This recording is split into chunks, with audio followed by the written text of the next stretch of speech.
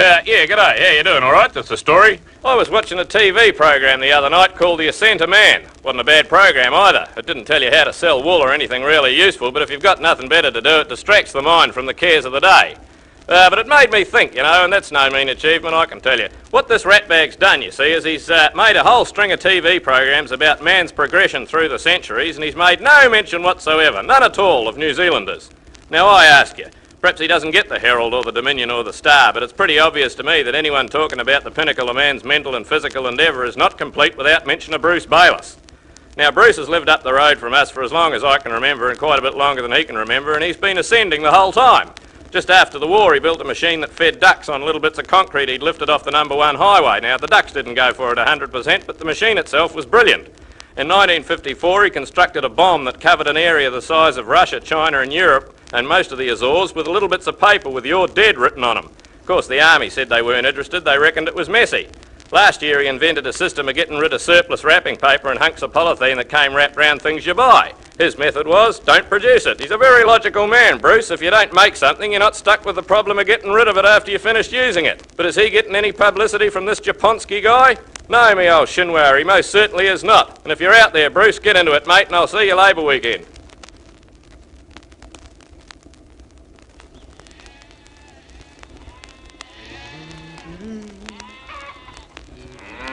Get out of it, get out of it.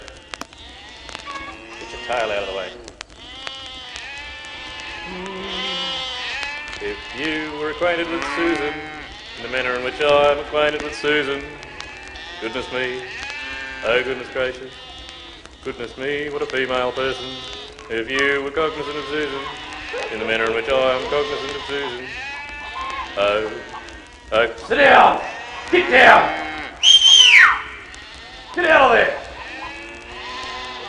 If I ruled the world, certain people would have to jack up their ideas, starting with several people right around here, including you.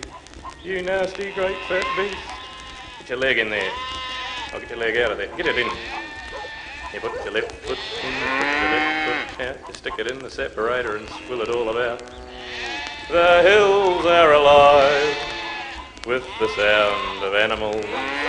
Get out of it. And step back like that. Get outside! Get outside! Toreador, Toreador, get out of my place and close the door. I am strong, I am invincible, I am bloke. Get out of there! Come away back up here! Come away back up here! Get him behind! Ooh, if I could talk to the animals, and they could talk to each other, and a boring thing that would be. What a tedious old load of rubbish. What a... Get that fowl out of here, Trev. Get that chook out of here! Trevor! Get that chook out of there! Moon River, wider than, about a mile.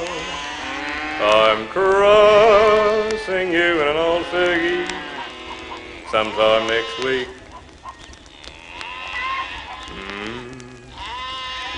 You've got a nice face voice, actually, Dave. Not bad. Hey, Trevor, get out of there, or I'll clip you around the ear hole. I will belt you right up the throat. Get out of there! Get down! Get out! God save our economy. Long live our overseas funds. God save the IMF.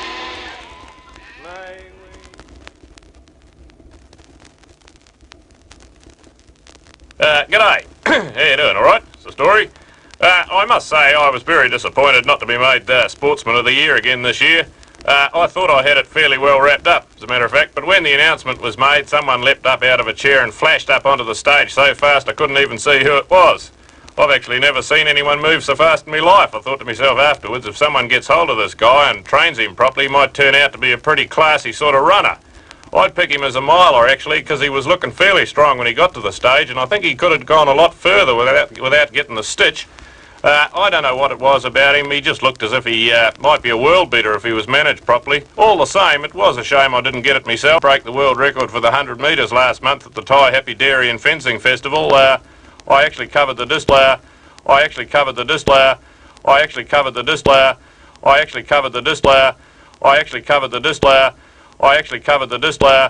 I actually 100 metres last month at the Thai Happy Dairy and Fencing Festival. I actually covered the display.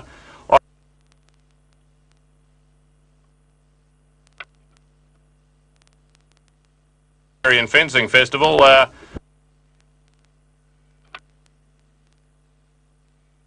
Track record.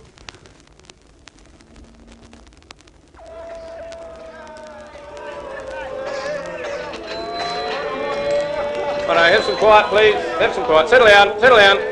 Settle down. Settle down. Thank you. Now, on this auspicious.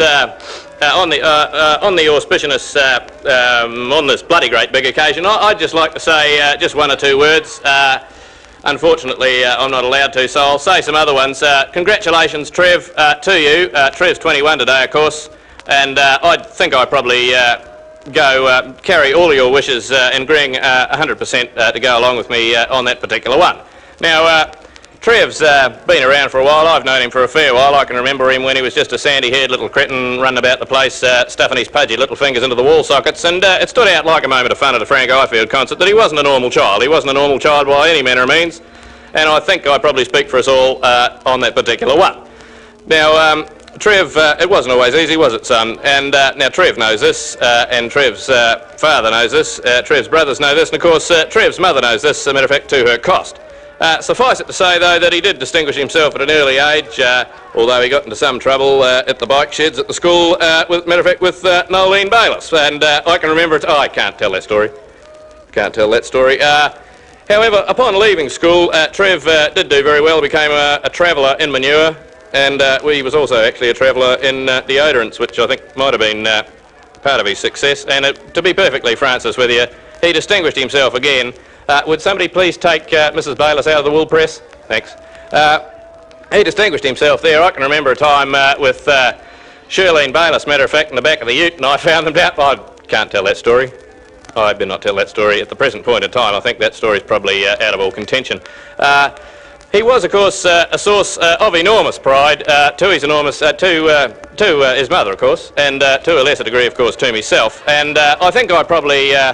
You'll probably agree with me 100% in going along with me wholeheartedly, and I think I carry with us the wishes of all myself in going along with us all in joining with me on that particular one. Now, there is a ton of comestibles out the back. The place is fair groaning with them, and there's a fair few acres of sludge. And at the present point in time, it's my desire that you tear into it. Suffice it to say, in conclusion and finally, that I should conclude by actually finally pointing out that Trev's gone from strength to strength. Strength to strength is more or less what Trev's gone from and to, and suffice it to say, at the present point in time, that the very best of luck, Trev. The very best of luck, my boy, in all you do. And I think I probably speak for us all there in going along with myself and joining with myself in going along wholeheartedly, I think, in joining together on that particular one. So it's good luck, Trev, and the very best of luck to you, Trev, and jolly good luck. All the best. Good luck. And I probably think that you'll all here agree with me more or less 100% in going along with me, in joining with myself in going along with Trev's mother and I, as a matter of fact, in joining myself in concurring probably with that view on that particular one. Good luck, Trev.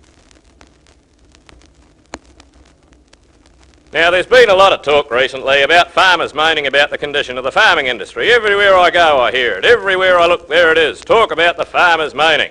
Now, I'd like to tell you that there's not a word of truth in it. Not a word of truth in it at all. I run across farmers every day. Well, not perhaps every day, but my brake shoes fell off the other day and I ran across 3 or 4 of them and they all said the same thing. I forget what it was, but it was more or less the same.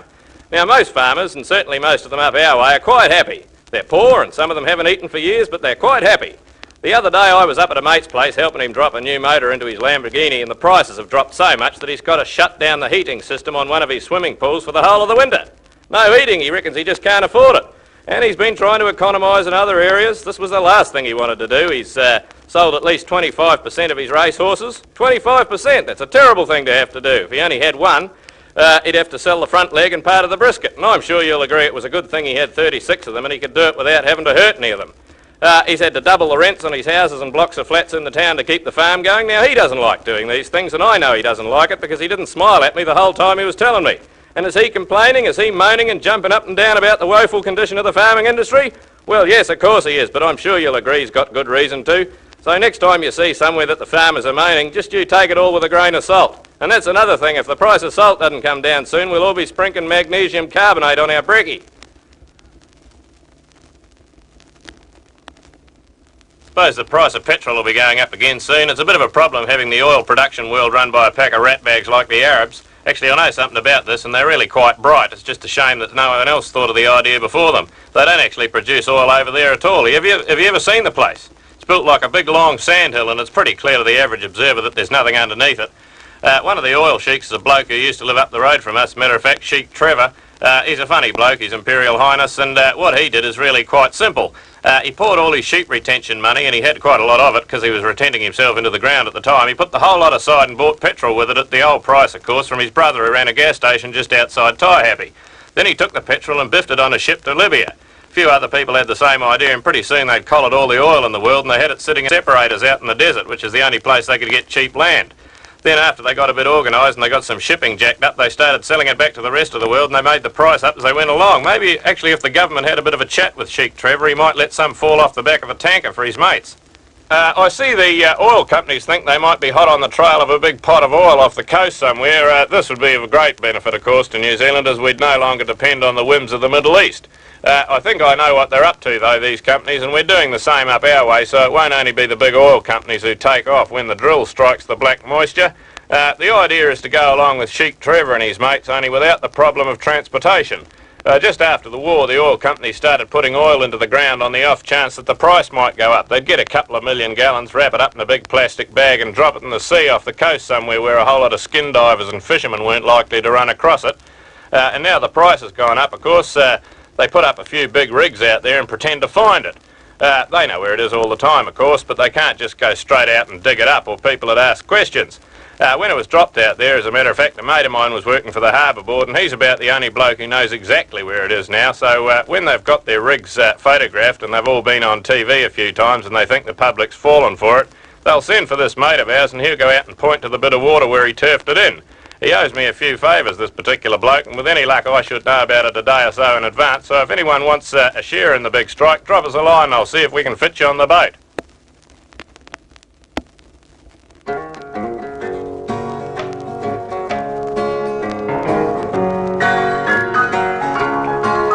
Well, the day I was born, my pa gave me an emu named Barry.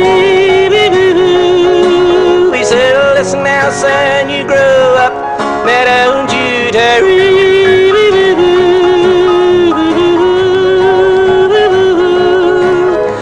Well, me and that emu, we grew up together. You could see us around in all kinds of weather, me and Barry. About 6, I went to see Mama. I was in a terrible fix. I says, Ma, I want to marry Barry. Well, Mama, she turns around, she says, Harry, that's my pa, Harry, you ain't gonna believe this, but Larry wants to marry Barry.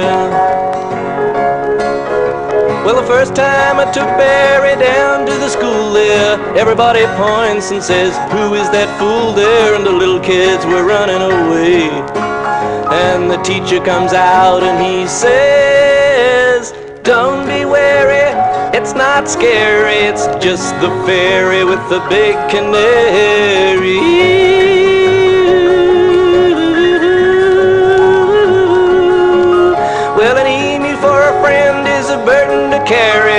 Please don't think I'm being contrary, but there's nobody else I love in the world more than Barry.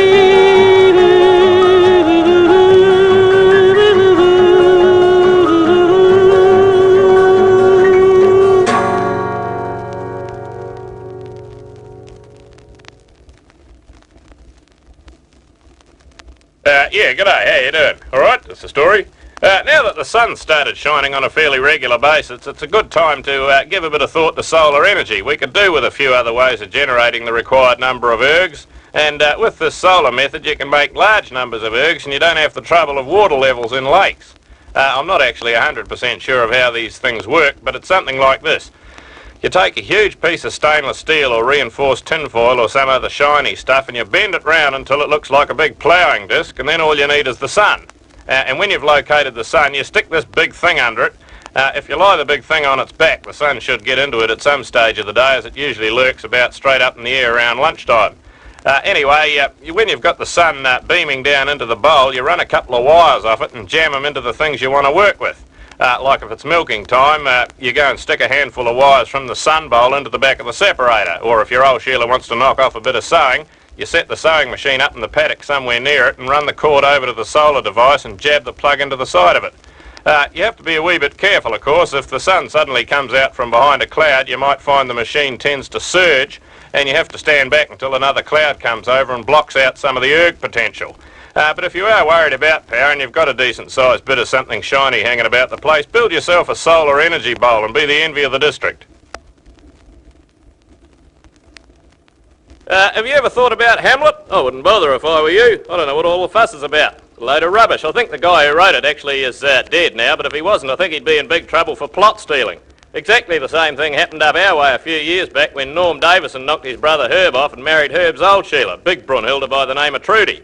Now this son of his, Trev, came back one year and got a bit toey about the lack of his old bloke, and all the dogs were running for Norm and one thing and another, so he decided to approach Norm about it and have a bit of a chat and blow his head off. But Trev was a bit short in the decision-making department, and he played her out for months thinking about it and talking to himself about the pros and cons of dispatching Norm into the land of Nod, and by the time he got round to it, the whole district was involved. His girlfriend couldn't handle it at all. Matter of fact, she fell in the river and bit the dust, as I remember. A brother tried to plant Trev, and there was a bit of a mix-up there, and they both ended up making the ultimate sacrifice. And then Trudy, I understand, got food poisoning and bit the dust, and just before he died, Trev actually did get even with Norm. I was up there, as a matter of fact, the day they were cleaning the place up. I never saw such a mess in all my life. And Barry Fortinbras, who was a stock agent and a bit of a ratbag, he got 47,000 acres and all the wool he could eat. So if you ever see Hamlet, remember that it happened here in New Zealand first. We three kings of Orient are, one on a tractor, two in a car, one on a scooter, tooting a hooter, following yonder star. Oh, star of wonder, star of light, star of